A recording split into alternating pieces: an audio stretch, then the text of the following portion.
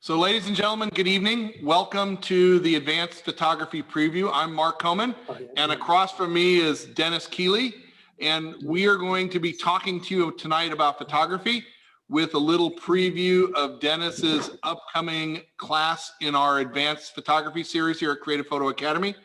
Welcome, Dennis. Thanks. I was distracted for 1 second because my wife was talking to me. And that doesn't happen to the rest of us, right? I'm sorry. That trumps everything. Is the lovely Miss Veronica behind there? Can she come in and say hello? No, she has left the room, so we're on our own. The building. Yeah.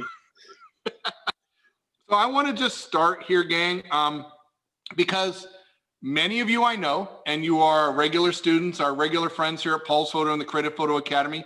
But we have so many new faces tonight. I thought that I should introduce us and tell you a little bit about what we do.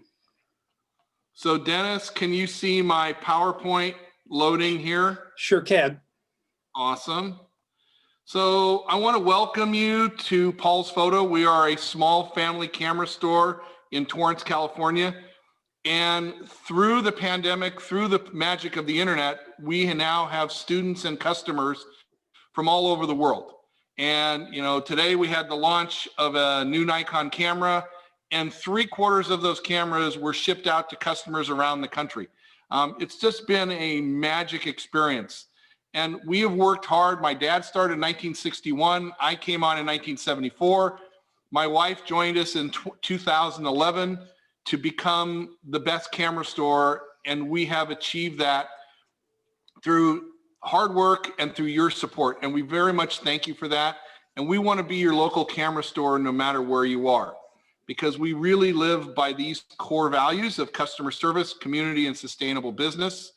And in March, in the dark days of March, if you remember that, I made a promise to our students and to our employees that we would be here when this was over. And that's the goal, is to be here, to continue to be here for you, to help you. Because honestly, I wouldn't know where I would be without this community.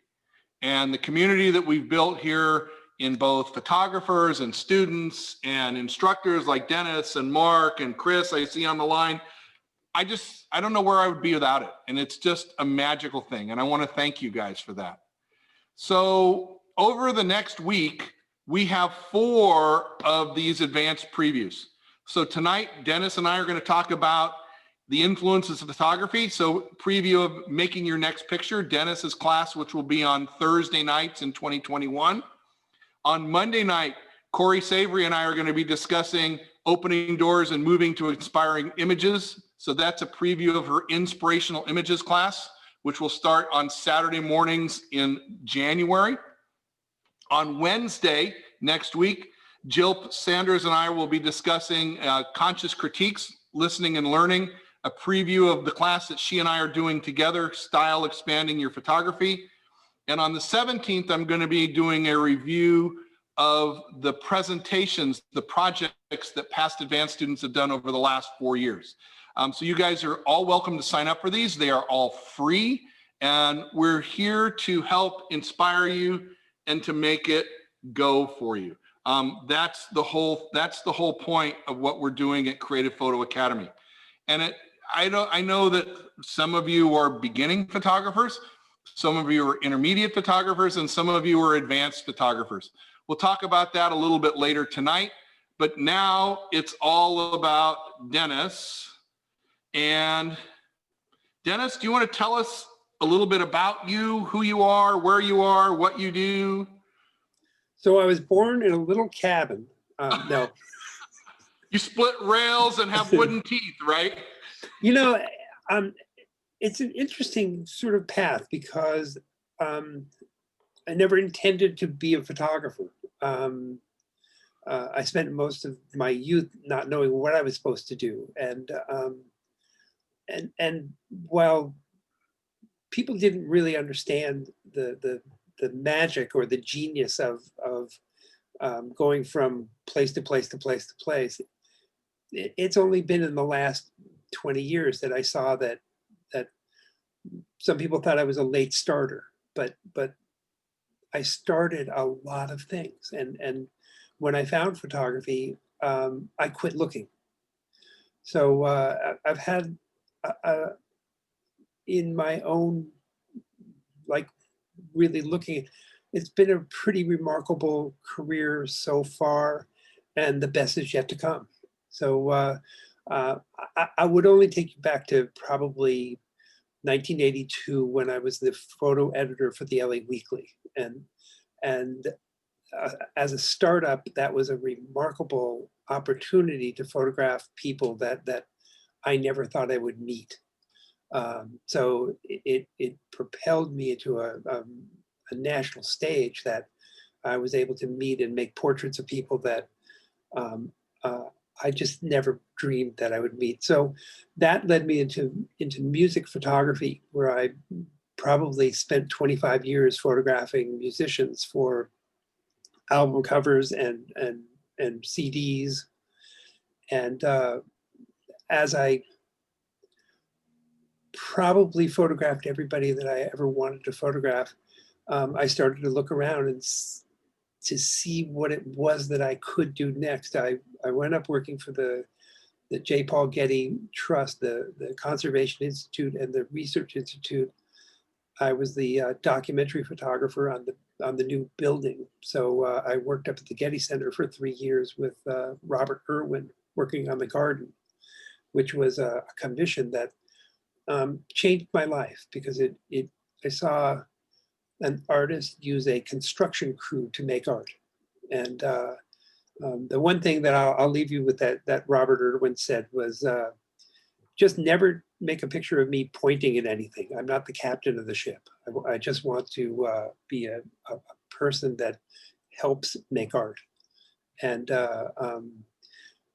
after that, I was commissioned to do some other work for the Getty. I have a book out called Looking at a City in America, Down These Mean Streets a Man Must Go. It's about my street photography.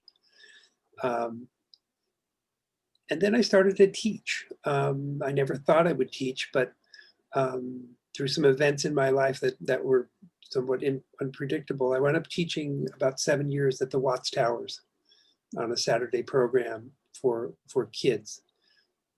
That took me to UCLA for adult education. That took me to UCI, took me to CalArts. And in around 2003, 2004, I was asked to chair the photo program at Art Center College of Design, which I've done until yesterday. So it's been quite a week for me. I've been planning on leaving the college for about 2 years, and I leave it in a better way than I found it. And my talk yesterday to the college was about, these have been the best 17 years of my life, except for the next 17. And part of being an administrator was that I wasn't able to teach classes the way I wanted to teach, and there just wasn't enough time. And that became an area that you and I started to talk about, which I found a perfect segue, because when we teach a class in college, it has to go through the curriculum committee, it has to go through accreditation, it has to go, and you and I spoke about the meaning of learning rather than the structure that we would follow as the college teaches a set of classes that all work together. You really were open to seeing that there was a need to have an understanding of what a basic understanding of what the camera does, a real need to encourage people to move through an intermediate, and a great sort of picture of what an advanced sort of topic looks like. I will tell you that one of the things that troubles me about college is that some of the dumbest people I've ever met make the most beautiful pictures. And as we guide people through their intuition and challenge the people that really know how to do this, like hitting a baseball, what happens is that their pictures get even better. The people that have hit some sort of achievement where they've got a degree, it tends to be a disaster because it it assumes that you know everything about your work or about the medium, and the medium is changing every day. So a person today looks at more pictures in an hour than a person in Victorian times looked in their whole life. Um, it's a time where people consume images and they don't look at them. But I know a photographer for 20, 30 years that the conversation that he and I have are about, so what makes a person look at a picture twice? Everybody looks at pictures once. We look at pictures every day. What makes you stop and look at a picture twice? And what makes you want to own that picture? What makes you want to put that picture in your house and look at it every day? I have pictures in my house that that I look at every day, not made by me, but made by people that weren't even alive when digital happened. And so this equipment that we have is the best we've ever seen, and it's still on its way to more development. But the box itself, the box with the hole in the front, hasn't changed ever. And people still find pictures that bring their lives meaning and really convey that to other people. So the class that I've been really excited about developing is this class about the next picture. It really looks at the work you've already done, no matter how you've done it or what state you think it's in. Most photographers don't like their work because they're really looking at what's missing. They're looking at how do I make the next project. And well, but the other thing, Dennis, is so many photographers love their work because they don't see what's missing. That's right. They don't understand the whole. You know, Mark, it's not a race because no, it's not a race. It's a journey. Eventually, people see what's missing in their pictures, and you know, part of what school does is it pushes you to start to look at that. But I have found that sense of encouragement about finding the work that's in there that's operating well, and creating a contrast between what's working well and what isn't working as well really leads people to their own solutions, so that no two pictures look alike. No two photographers are the same. We all do three things. Oh, go ahead. Good. Three things: people, places, and things. There isn't anything else. It could be a person in a place. It could be a thing in a place. It could be a person holding a thing in a place. But the ideas about meaning in life are about, so why is this there? Why is this person there? Why do I think this is a compelling moment? Why do I want to make this next picture? And I have not found anybody not wanting to have that conversation, so that it's in a group think. So it's really about how do we solve these human problems and use our cameras to explain the world to the rest of the world. Or to share where we are in this space. You know, it can be a very public document. It can show a place for its monumental presence. It can show you a piece of that place that you would never see. You would overlook it. And our lives are very much like that. It's like, here's the shirt you're wearing. But when I look at the detail of it, I find that that's the interesting part of it, is that photographs in a way are this kind of magic trick. We know there's a rabbit somewhere on that stage. Yep. And if we give ourselves over to it, when that guy pulls that rabbit out of the hat, it's like you're taken back to about 6 years old. Right. And photographers are responsible to not show the trick, but show the magic, show the sense that we stood six 6 feet apart, all 12 of us. Even if we counted down and made the picture at the same moment, every picture would look different. And we could really lay those out and say, so who really chose the cool space? I taught a workshop out in Death Valley years ago, and a view camera workshop, and we were setting up at before dawn.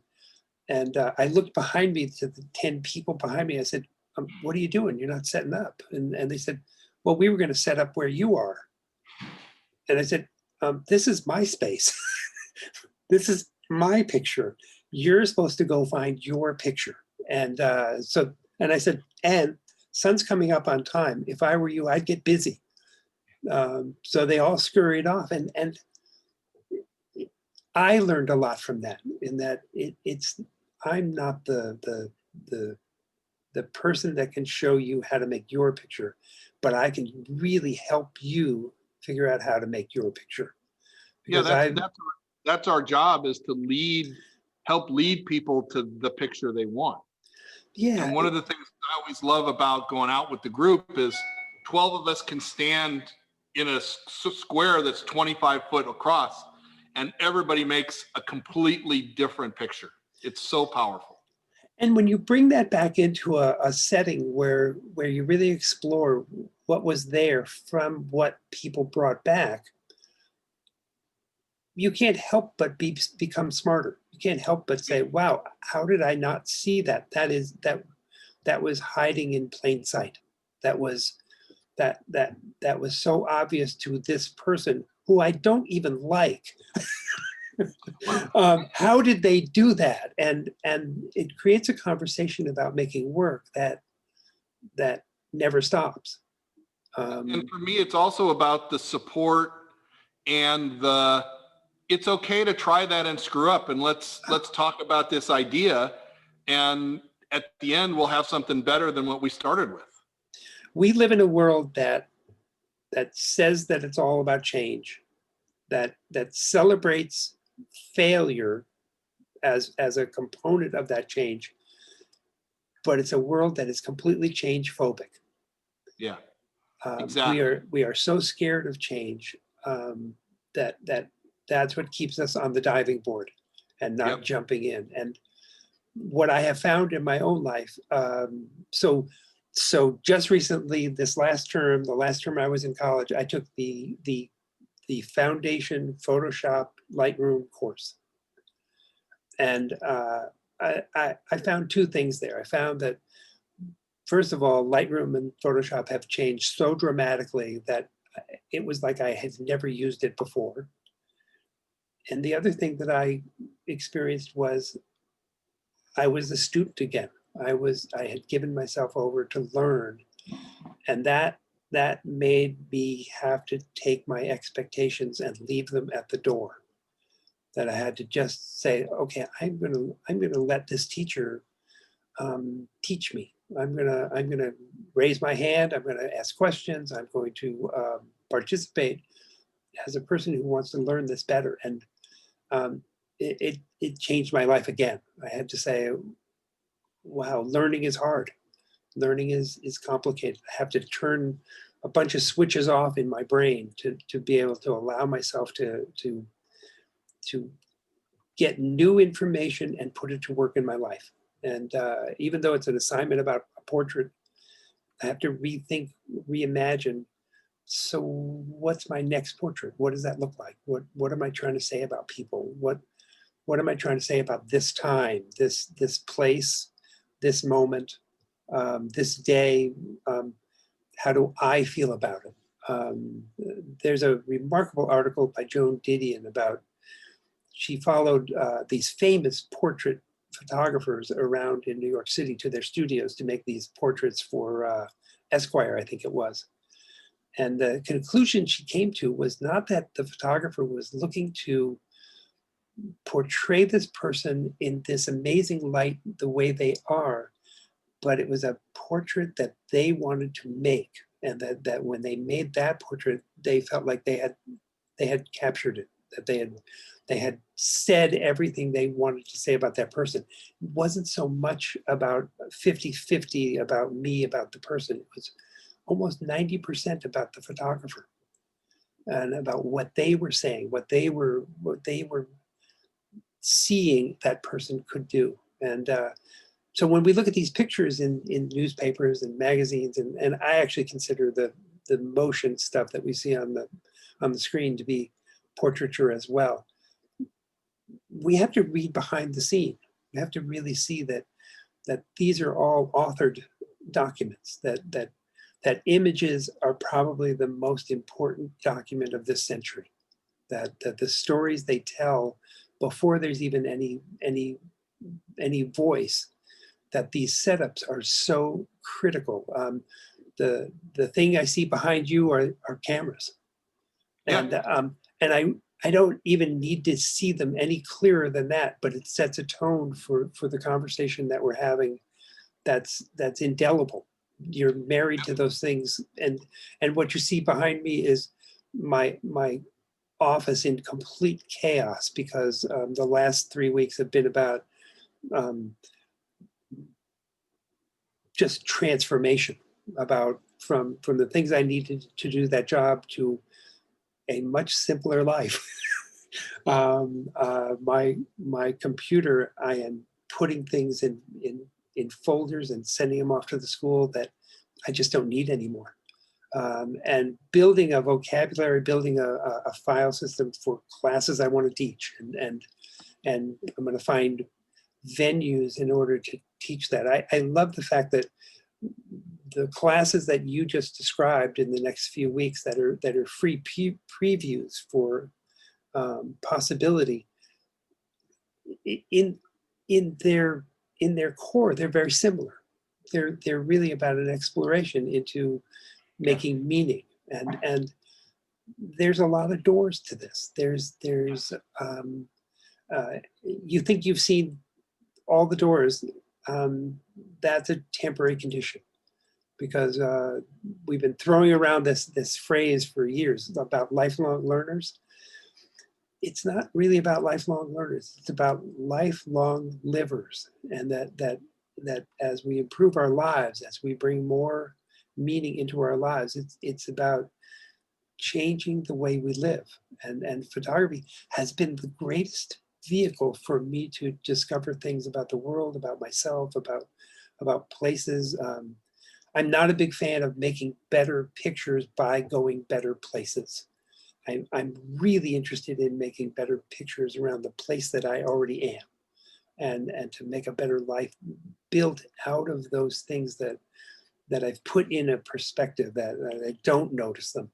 And as I've been forced to be at home since March, I have noticed a million things around my house that complete me. I am building the garden of my life out back, like 25 steps from my back door. I am building a world that I can live in. With it's a cactus succulent garden, and I'm been going out to the desert and doing cuttings and planting and just building a world that is more beautiful than I ever would have been able to build if I were driving back and forth to Pasadena. Yeah. So, and you're building a photography venue for the rest of your life. I make pictures out there most every day. Yeah. I don't need to go anywhere. There was a remarkable photographer, Harry Callahan, who I saw speak at. I saw him speak at the Getty, and he once did these little microcosms with the 8x10 camera, and they're beautiful. And one of the questions from the audience was, so Harry, how'd you do those? How did you find those? He said, oh man, he said, that camera is so heavy. I just looked for stuff that was close to the car. And the questioner said, no, really? And he said, no, really. He said, you find the picture with your feet. You don't find it with the camera. Leave the camera in the car. Go find the picture and bring the camera to the place. And I recently talked to photographer Jay Mizell. Jay Mizell said, if you want to be a photographer, if you want to make pictures, it's good to bring your camera. So it's these things that seem overly simple that really remind us that it is simple, but not easy. It's as complicated as people's minds are, and that they make those pictures out of that simplicity or that complication or that poetry or that sense of the universe or that sense of isolation or that sense of who they want to be and who other people think they are. Pictures are surprises. They are these announcements. One of the things that I love about pictures are signs. I love stop signs. I love arrows. I love things that command me to look someplace. And I think pictures operate on a really beautiful plane with commanding people to look what I did. Look at this, and respond. Don't just. I don't believe a picture is finished until somebody looks at it, because it otherwise it's really yelling into a canyon where there isn't anybody. It just reflects back that echo. But as soon as you start to talk to people, they know you through your pictures. But isn't that a dichotomy, Dennis? Because realistically, we should be making pictures for ourselves. But I understand that you want that to reflect off the person, but it's my picture and what I want to share. To live in that juxtaposition is the life of an artist, because it is a paradox. It is you hold that tension in your hands. Now I'm going to say something that I think about all the time, which is that, so no one who's in this Zoom environment tonight came here by accident. There are no accidents. You in some respects, you're screwed, because this stuff. So Dennis, you're not looking at the chat, are you? Please don't look at the chat. No, but good, because that's my job tonight. But a lot of people are here. Well, when are we going to talk about what lens to set and what f-stop to set? So I'm probably not going to talk about that, because exactly. But I will tell you that photography is a very interesting sort of venue, in that, so painters have paintbrushes and canvas, and that's about it. Photographers have a really complicated set of tools, and I've seen some of the most beautiful pictures in museums I've ever seen, or I ever will see, made by junk, made by cameras they made themselves. Right. But I've also seen pictures that were made yesterday with large format, medium format, digital backs that are stunning, that are poetic. And go back to what we were talking about before, when people come in and ask you those questions about, do I need the 51.8? The answer that I've heard in your story is like, so what are you photographing? What are you making pictures of? Right. And that conversation is the conversation that should be happening everywhere in the world. It's not the answer. It's the question. The question speaks volumes. We make pictures out of the tools we have most of the time anyway. Correct. But when we see we need something else, nothing. It never stops. That whispers in your ear every time you push the button. Right.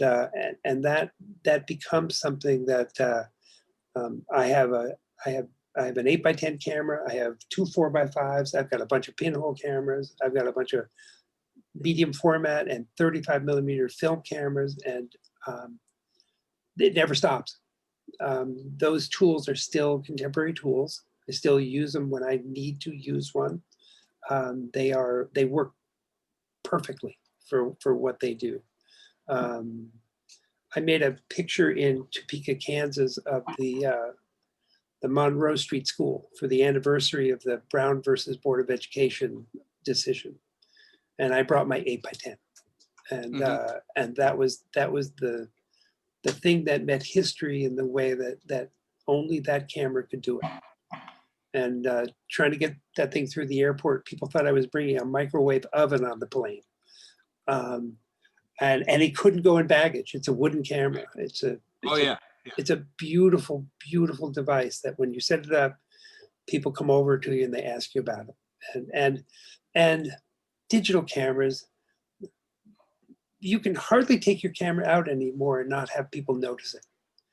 But when you're making pictures, you're invisible in some respects. You are using this thing with that cloak of invisibility. Nobody knows what you're making pictures of. And the picture itself explains itself. You know, part of what we're going to be talking about in this class is about visual storytelling. The pictures are silent. As much as you would like them to speak, they don't ever speak.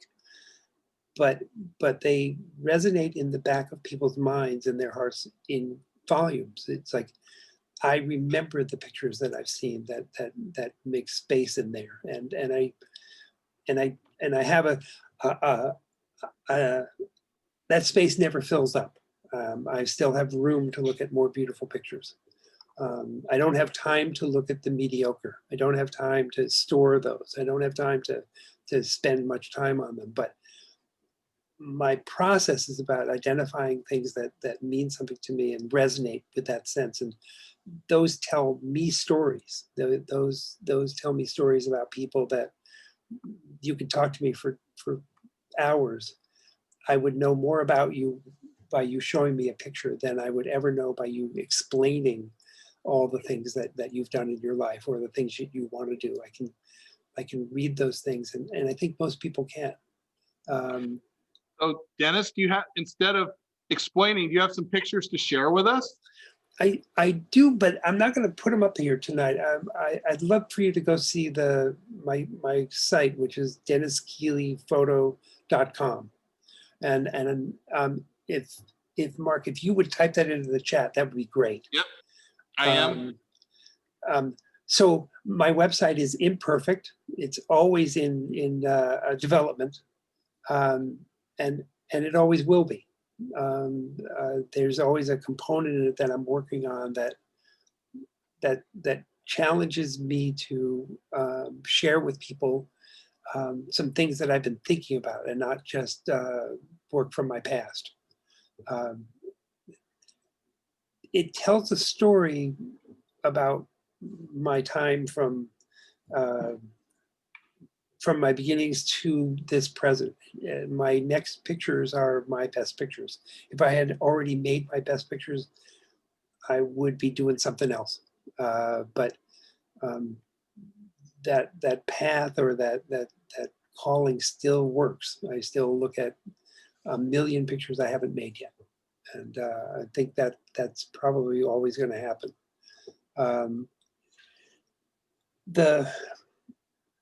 The part that I'm pretty proud of is that I was in a show a few years ago that was all about my Facebook work.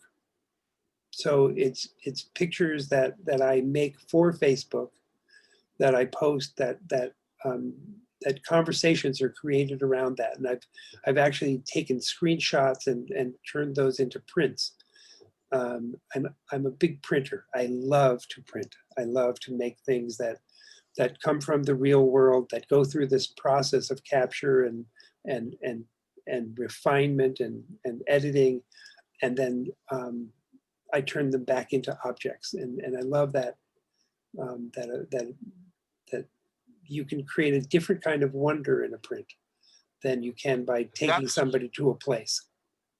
You know, what you expressed on the night of the advanced project class, that is the one thing that I really miss about this environment, is that we can't sit around the table and hand prints to each other. Well, you think so, huh? So yeah. You have an instructor that I have become quite close to. Yes. who I'm not going to name because I like to keep the mystery here. You know, the big galoot is on the call. I know that. So, So he drops a tin of prints on my doorstep and drives away. And I look at these and I look at them and I drop a set of prints on his doorstep. And, oh, that is cool. oh, you can't even believe how cool it is. Yeah. And since we're neighbors, and neighbor, what does that mean anymore? Torrance, Right. Hawthorne, San Francisco, Paris. The idea that we share these prints with each other and start a conversation that continues is that dialogue about making pictures that kind of is missing in terms of being together.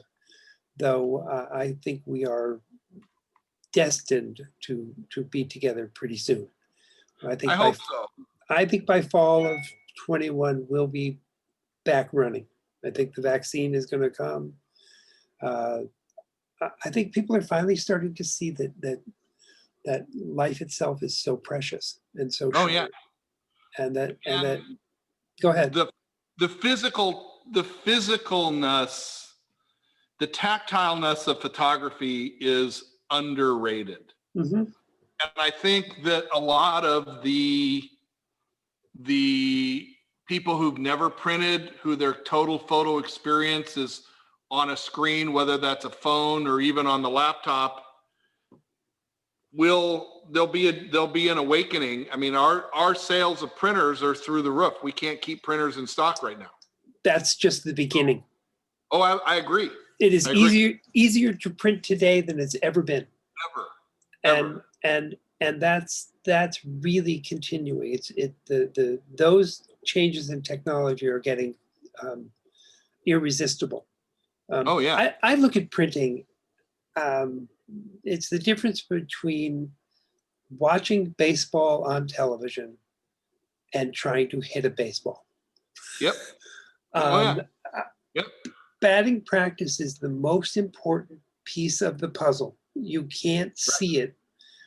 You can't see it in golf. It looks so simple. Yeah. But really, your first print speaks volumes. When you start to look at it for the color, the contrast, the things that Photoshop and Lightroom afford you to change things in your picture, and I will tell you this, it's not a scientific process. It is a poetic process. I always equate it, Dennis, to like cooking. It's a craft. Yes, it is. No matter what the recipe tells you, that still leads you to disaster. Put a little more salt in. Or a little less. Yeah, or a little less. Well, cyan. the strange thing about printing is that you can actually take some of the salt out when cooking. You're eating it. Yeah, but that process of adding a little of this and exploring a little of that and really starting to find your style in printing really helps you become a person that can hit a baseball coming at you at 125 miles an hour, or even more importantly, bunting. Right. You can get right in front of that thing and get on base. So Dennis, can I have just a minute here? Because I'm getting a lot of questions. A lot of people are not understanding where we are tonight. Mm-hmm. So ladies and gentlemen, Dennis is an instructor in our advanced photography program. A lot of you are asking questions in the chat that are boot camp or intermediate related. In advanced photography, we don't talk about what settings to make. I'm going to run through the different class options at the end. I will send you an email tomorrow with those in there. I apologize if you were expecting to learn what setting to make on your camera tonight, but that's not what we're discussing. And as advanced photographers, we know what setting to make. We are talking about why we make pictures. So it's funny you said that, Mark, because really the hypothetical of those things are impossible to talk about. Exactly. in And a that's class, why we do assignments too. but in a classroom, even in an advanced classroom, I'll look at a picture and say, so you're at F-16. Why are you at F-16?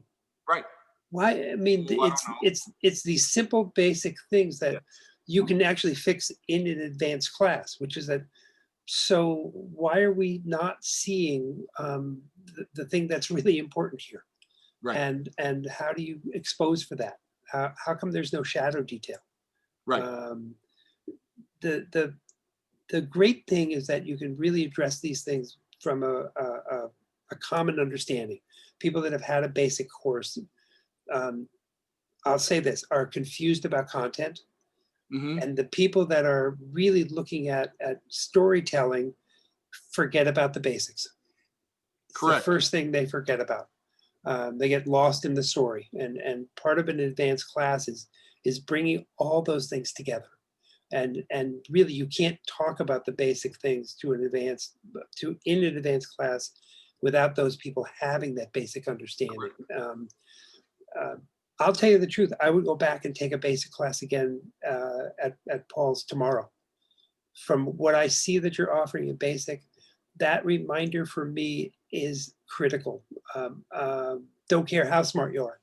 Don't care where you've been and what you photograph, and that you can make a picture with an 8x10 camera. Doesn't matter. Going back and revisiting the basics are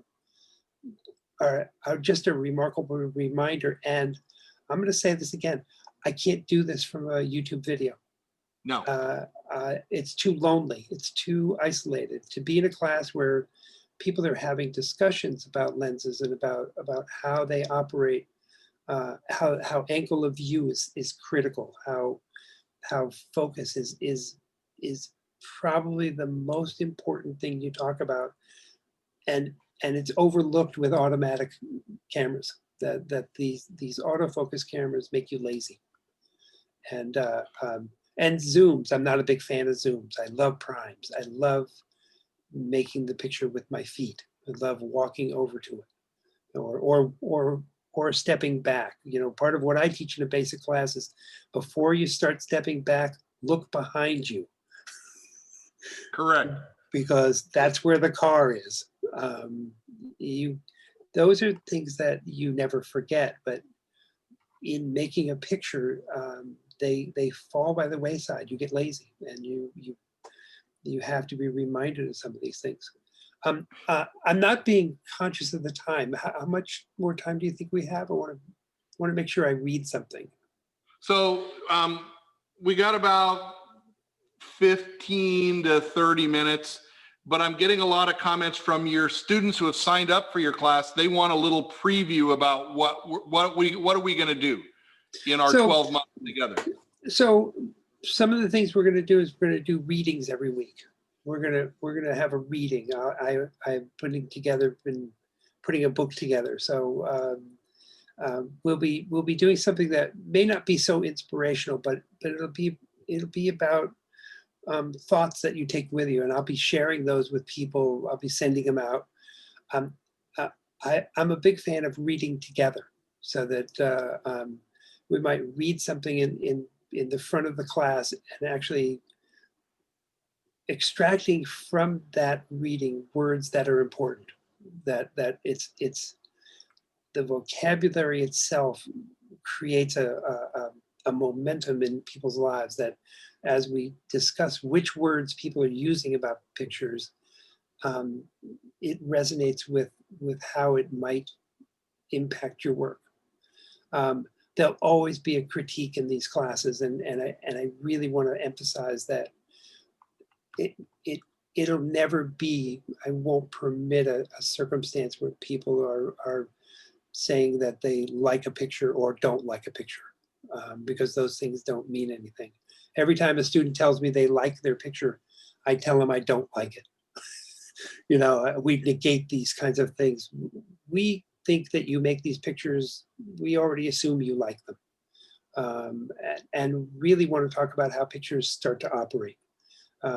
We'll be talking about editing. We'll be talking about how to create a body of work that has a narrative built into it, and how making a series is different than making a narrative body of work, and how you can tell stories from beginning to end, and they're not so much documentary, but they are personal stories, and those are not easy to make. Those are about throwing out sometimes the most beautiful picture you make because it doesn't fit with all the rest, and we'll be looking at how maybe the work you've already done isn't finished, and maybe the work is finished and you're ready to move on, but you don't know what's next. And I'm I'm really curious about how we create a conversation that creates a class that moves forward, that lifts the whole class up, and not just identifying the people that are doing it great, but to look at how the community itself helps people make better pictures in totality. I want to elevate this conversation to a level of difficulty that starts to articulate what happens in prep, because I've been a photographer that has a studio with lights, and um, I believe in equipment to solve problems. I don't believe in using equipment to just show that you can be a professional. I really believe that you use this equipment effectively, but if you don't use it, it's not going to, your picture will suffer because of it.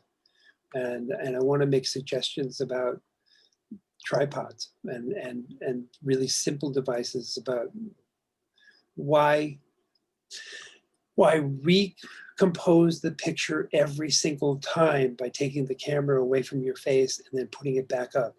Why not use a tripod, find a composition and work within that frame to build something that may take you an hour of patient waiting, and which things happen in a moment, and truthfully, if you're not on some automatic setting, you'll miss it. So I mean, these kinds of choices that we make in lenses that we think we're going to need, but a lens in our pocket that is actually the one we need, and how Zooms don't really work for that. The kind of commitment that people go out to make pictures, and I see this in pictures every day. People go out to make a picture, they come home with it. It's not just fishing, it's catching. So I think that deliberate focus for photographers that I know, um, they do this every day. This is something that brings their life meaning. And I know people that are in museums by just that commitment to go out and make pictures every day. I am going to ask people to make pictures every day. I have some assignments that make you, I don't want to give away the store, but so I want you to make a picture every 5 steps. When you leave your door, I want you to make a picture every 5 steps to your car. And we can't talk about this tonight, but you should know I make pictures from my car. um, I probably won't advise people to do that because I fell into it by accident, and I've done this for 20 years without an accident. So, but I do find that people miss the pictures that are already in their lives. We'll be showing work by photographers that make work that's personal, that's professional, that is really special.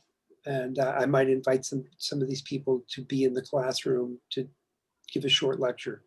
One of the things that we've seen in school is that as people don't have to drive anywhere, they welcome you into their home to talk about their work. So we'll be doing some studio visits from Zoom. There's some writing in this class. There's some practice. There's some things about not making pictures, but thinking about if you can articulate what a picture looks like, you can probably take it. And putting those words in front of the practice, actually integrating all these things into one practice become intuitive. So I want people to be able to feel confident that, so their next picture will be better. It never ends, but they're not stuck in a place where their pictures have leveled off, and that they think equipment is the next thing, or they think that another version of Photoshop is the thing. Those are just tools. Tools will never be the idea. I also, I never want to see somebody tell me that they shot this thing with the 50-1.8. I want to see that, wow, I can't even imagine a camera making this picture. It seems like you made this right out of your heart. And then the hard question is, how come there aren't 20 of these? If you can make one, how come you can't make 20 of these? What stops you from, in school, I will tell you that I saw work that I would directly ask a student, so this is one of the best ideas I've ever seen. If you're not going to do this, just tell me, because I'm going to do it. I'll just steal it. I don't care. But there is that hesitation, that sense of that gap between our brains. Okay, I'll say it. Our minds are like bad neighborhoods. We shouldn't go there alone.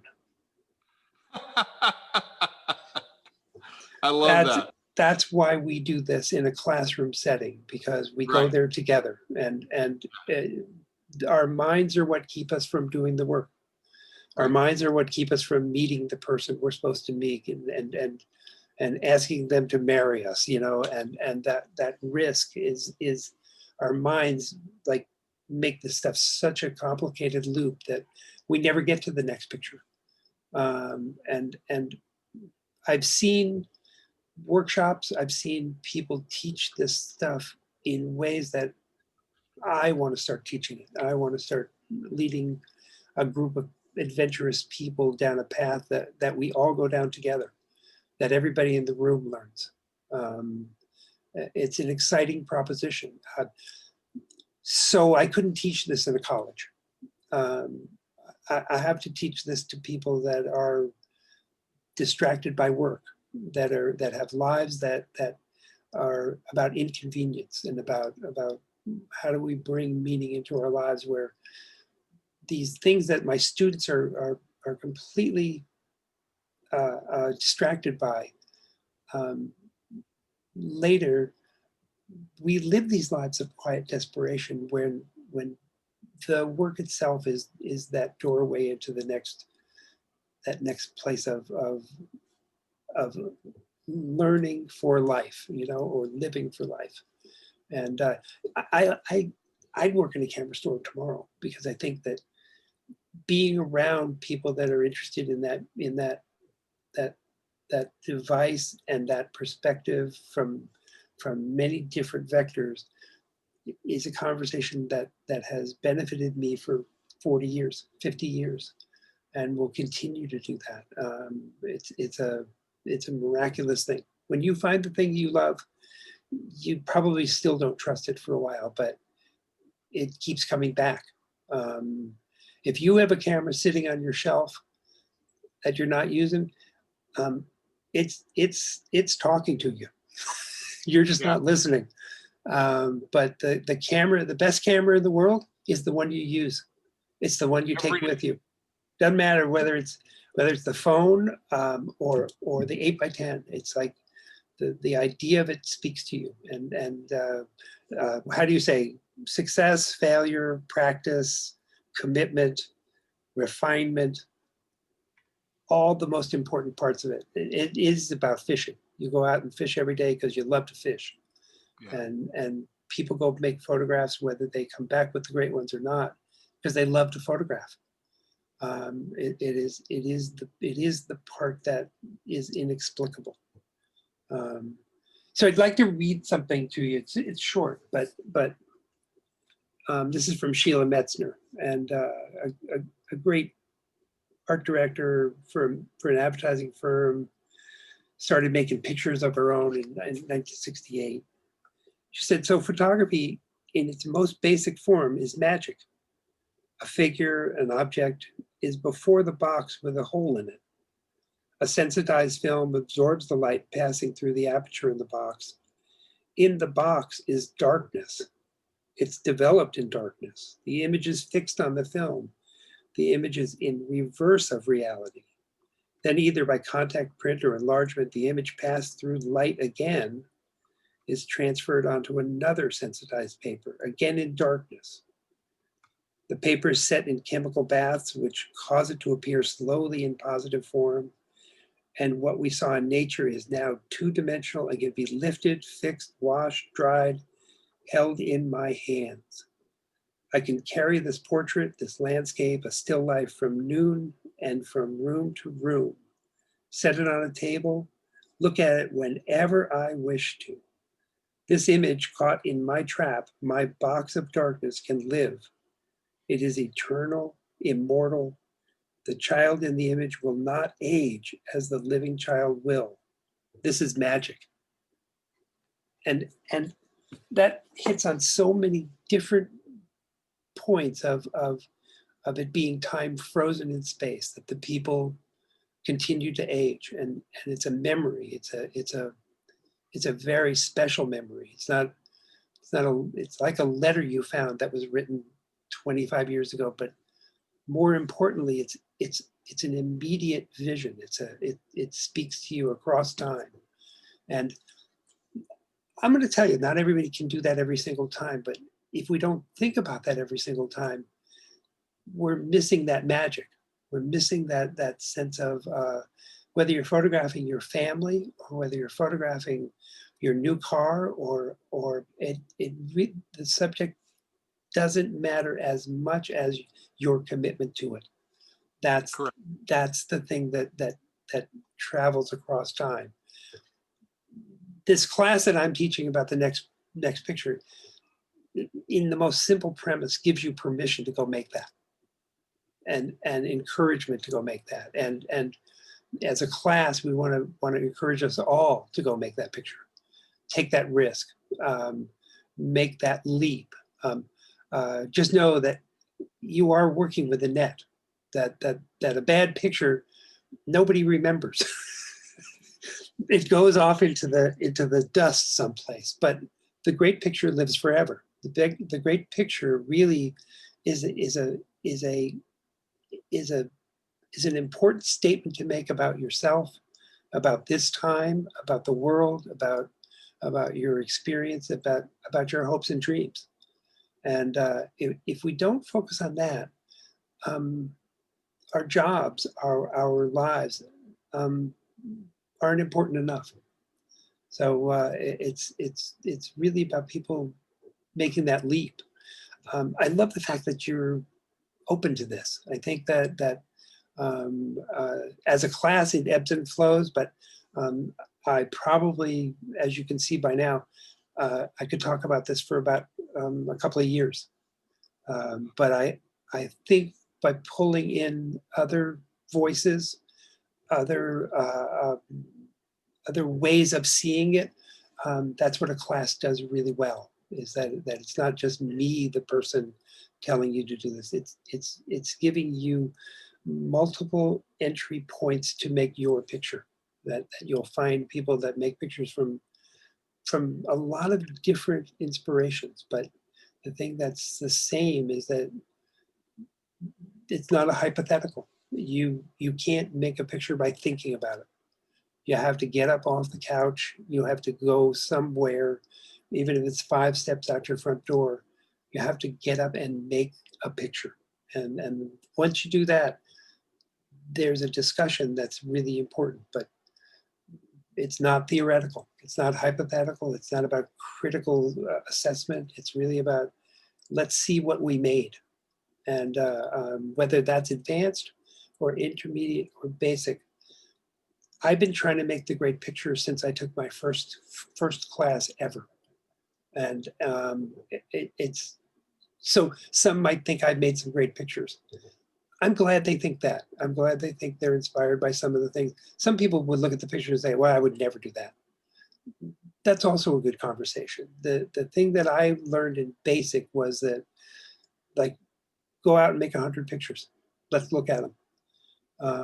And I think I gave this assignment in the class, and I said, somebody said, of what? I said, I don't know. They're going to be your pictures. Go make them.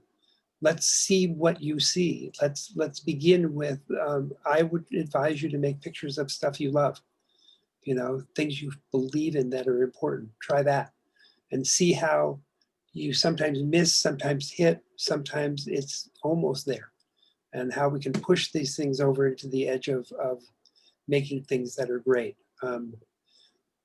I would like to talk about one thing before you talk about the structure of these classes, is that one of the assignments I give in a class, to every class, is name your 50 great things.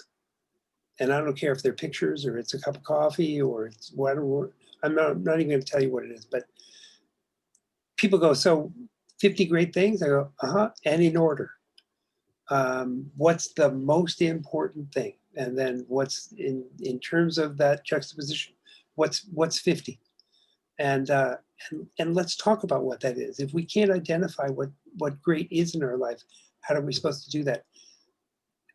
It's amazing to hear what people say, that you know, some people, French fries are the greatest thing in their lives, and they know that it adds stuff to their hips that they can't stand, but French fries are the greatest thing. And somebody will have a shirt that this is the greatest thing in my life. And as we really start to share on that most basic premise, you can take those feelings and make great pictures. I believe that.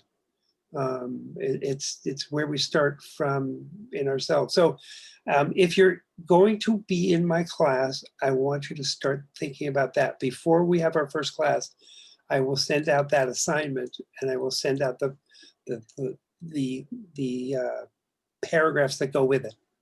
So it's a piece of music. It's a photograph you saw. It's something that you know that well, that about its quality of greatness. And if you're on this call and you want to do that, be my guest. Send it to me. I would love to see what people think are great. Awesome. It's a pleasure having this moment with you, Mark, and to interrogate the things that are impossible, and Right. how to make them possible. We just made a map to some of these things that makes that possible. So I'll always be in rooms like this with you and others that share that sense of opportunity. Awesome. So what I'd like to do, thank you, Dennis. What I want to do now is I want to quickly go through the class lineup. I know a lot of you were dismayed at the conversation that we had tonight, thinking this isn't photography we talked about, but it is. And when you get to a certain level, these are the conversations we need to have.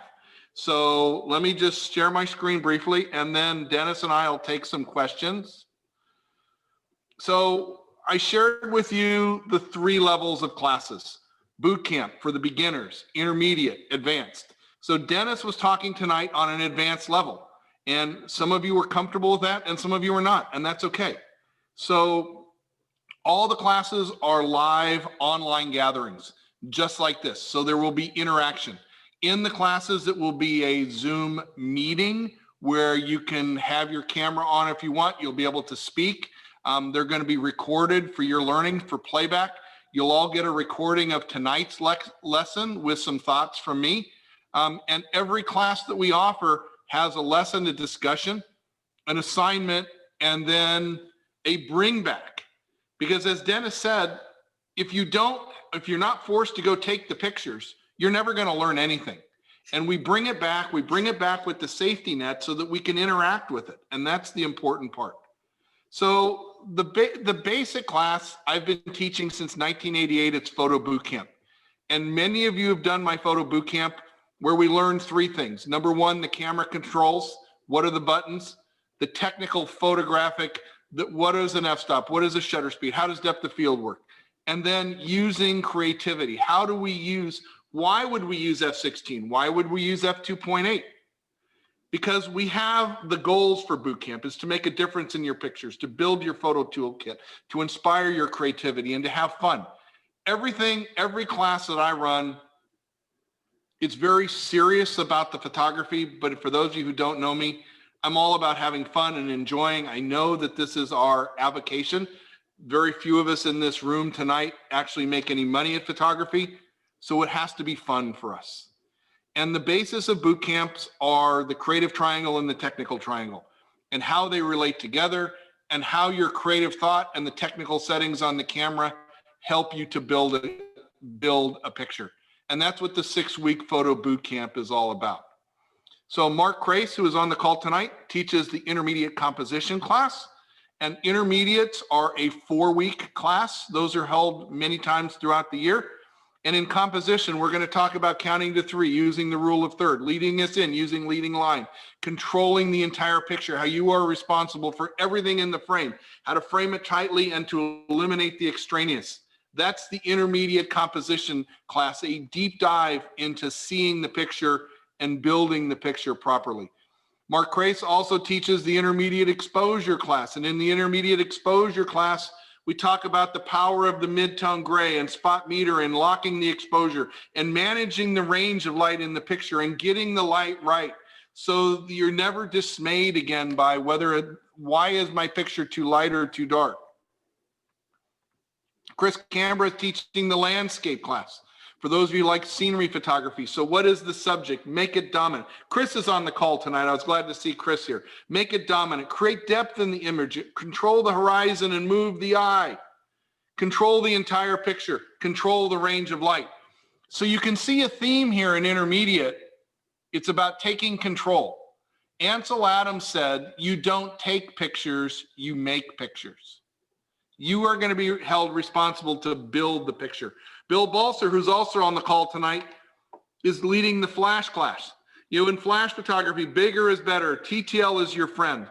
Find and manage your distance and the inverse square law. And remember that flash is it's too dark. Flash is creative light to apply. And we do flash indoors and outdoors, and how powerful that is. 4 weeks on flash photography. And Heather does the people in portrait, the portrait and event class, where we're going to learn to connect with the subject, focus on the eyes, fill the frame, control the background, control the light and the shadow in the subject. This is the intermediate program at Creative Photo Academy, and it's a very powerful program. So we start with the boot camp, then move to intermediate, and finally to the advanced class. So in the advanced sessions, there are 6 different classes in the advanced series. You heard one from Dennis tonight. So 3 of the advanced classes are in the inspirational images section, taught by Corey Savory. We're going to work together. Corey and I are going to do a preview on Monday night. In January, the inspirational images classes are all based on a famous photographer and a book. So the book for January is Annie Leibovitz's At Work. It's an awesome book. It should be in all of your photo libraries. And what we do is we work through the book. 1 month, we'll do a chapter at a time, talking about Annie's successes and failures and what are the lessons we can learn from that and how it applies to our photography.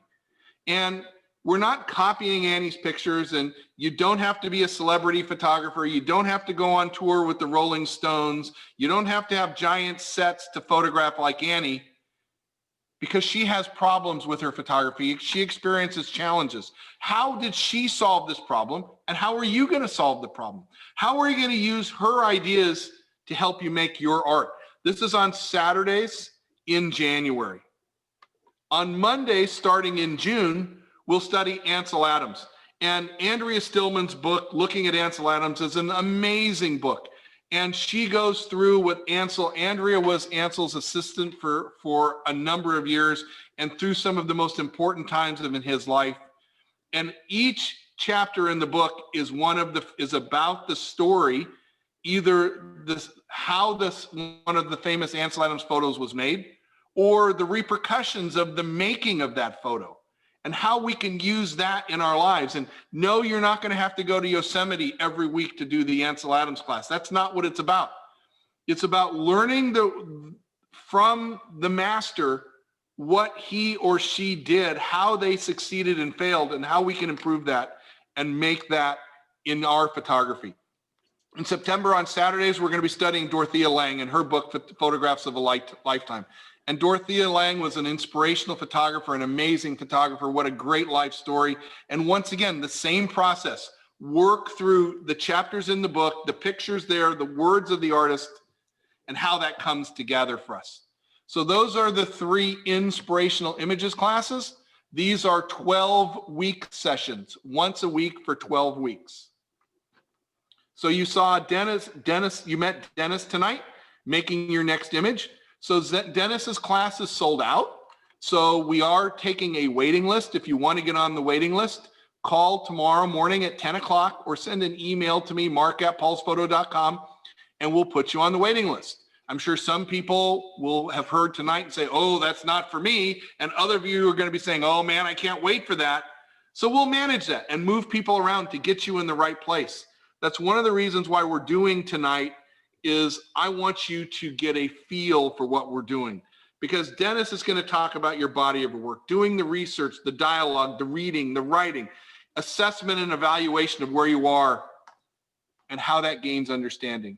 Did I capture it right, Dennis? You got it. You got everything on the schedule right. If we could do this in college, it'd be easier to go to college. Wouldn't it be great?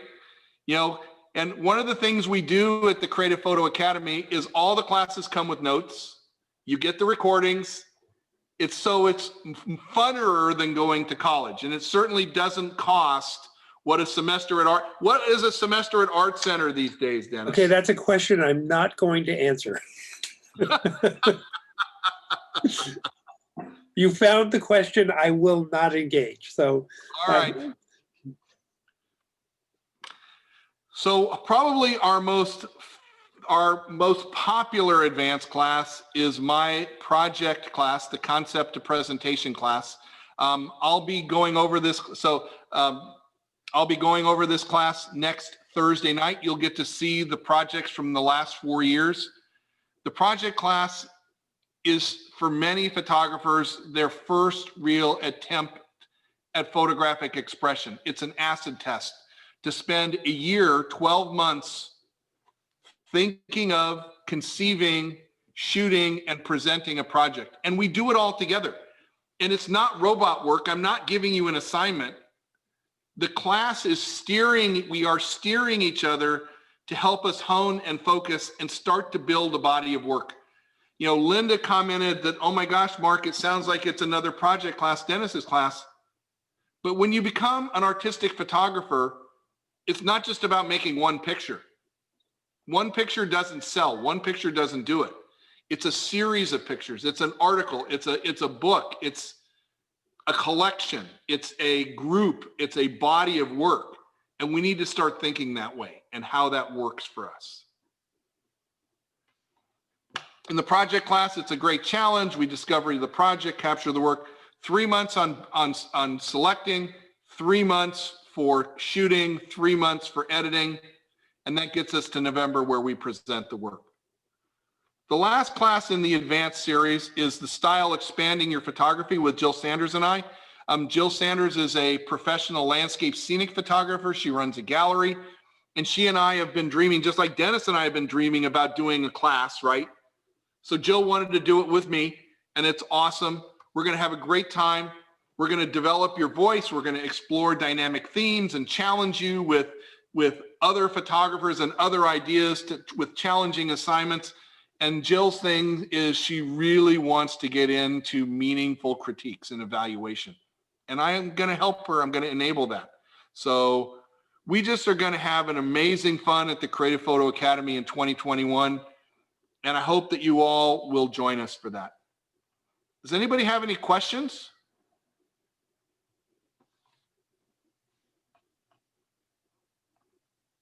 So Mark, some of the themes that you develop in the advanced classes are similar they may overlap, they may be different, but people hear that advanced work in different voices. It resonates in really important ways. So that all the themes that have been developed in photography are really important to see their difference in both the way they sit and the way they operate. And this is the new college, because as you're able to offer these kinds of different opportunities for people to hear about their work from different sources, building on the basic and building on the intermediate, people really can find those answers. And I most often don't talk about answers, but those are the answers. The answers are to put yourself in a place of a little bit of discomfort and a little bit of uphill learning. You know, my favorite quote of anybody in the whole world is Mark Twain, and he said, "The two most important days in your life are the day you're born and the day you find out why." And it's, you want to make that day happen today. You want Yes. to make that day happen right on time, and no use looking back. It's really looking at what you do today. I'm going to say this one more time. You didn't come to this thing tonight by accident. You were supposed to be here, whether you liked it or not. This is a place that somewhere in your life you find this to be important. And Right. I think this opportunity meets you right there, so that there's no shortcuts in photography.